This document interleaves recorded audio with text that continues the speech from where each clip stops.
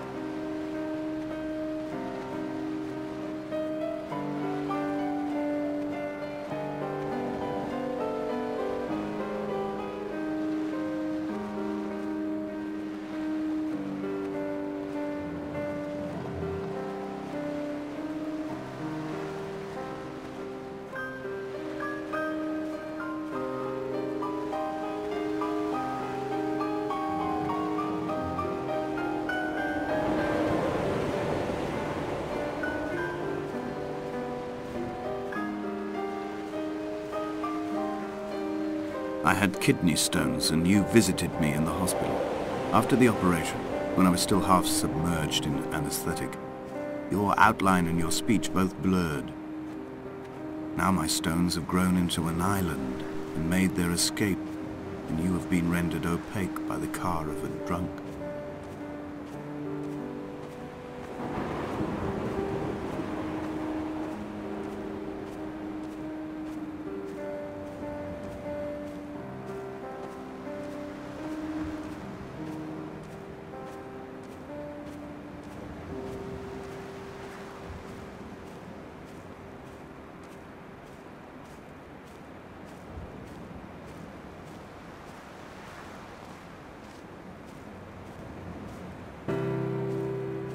I've begun my ascent on the windless slope of the western side. The setting sun was an inflamed eye squeezing shut against the light shone in by the doctors.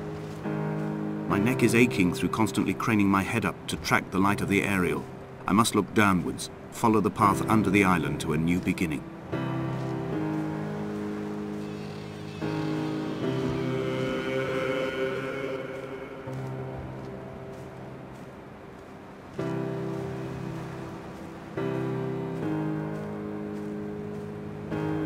The bothy was constructed originally in the early 1700s. By then, shepherding had formalized into a career. The first habitual shepherd was a man called Jacobsen, from a lineage of migratory Scandinavians. He was not considered a man of breeding by the mainlanders. He came here every summer whilst building the bothy, hoping eventually that becoming a man of property would secure him a wife and a lineage. Donnelly records that it did not work. He caught some disease from his malcontented goats and died 2 years after completing it. There was no one to carve white lines into the cliff for him either.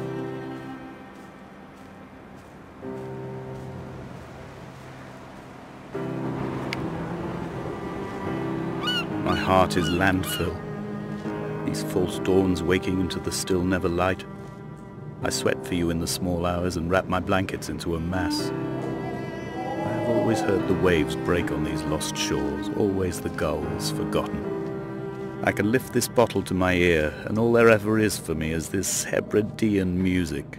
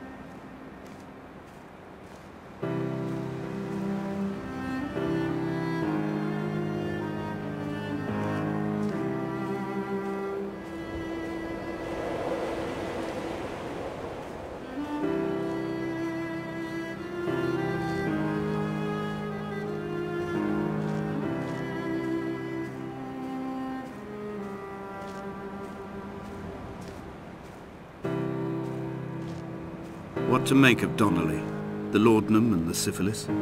It is clearly not how he began, but I've been unable to discover if the former was a result of his visiting the island or the force that drove him here. For the syphilis, a drunk driver smashing his insides into a pulp as he stumbled these paths, I can only offer my empathy. We're all victims of our age. My disease is the internal combustion engine and the cheap fermentation of yeast.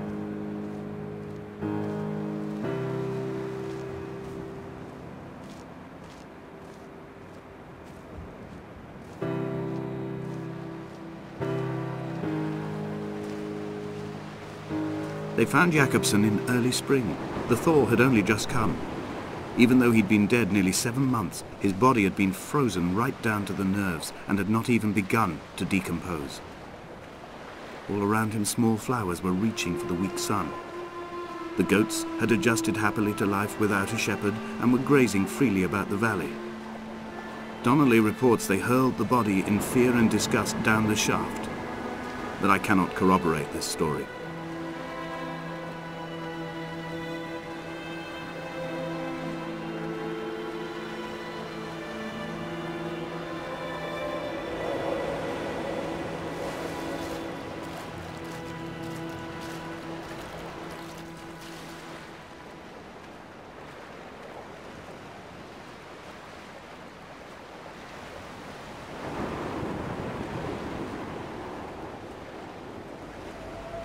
Climbing down to the caves, I slipped and fell and have injured my leg. I think the femur is broken. It is clearly infected. The skin has turned a bright, tight pink, and the pain is crashing in on waves, winter tides against my shoreline, drowning out the ache of my stones. I struggled back to the bothy to rest, but it has become clear that there is only one way this is likely to end.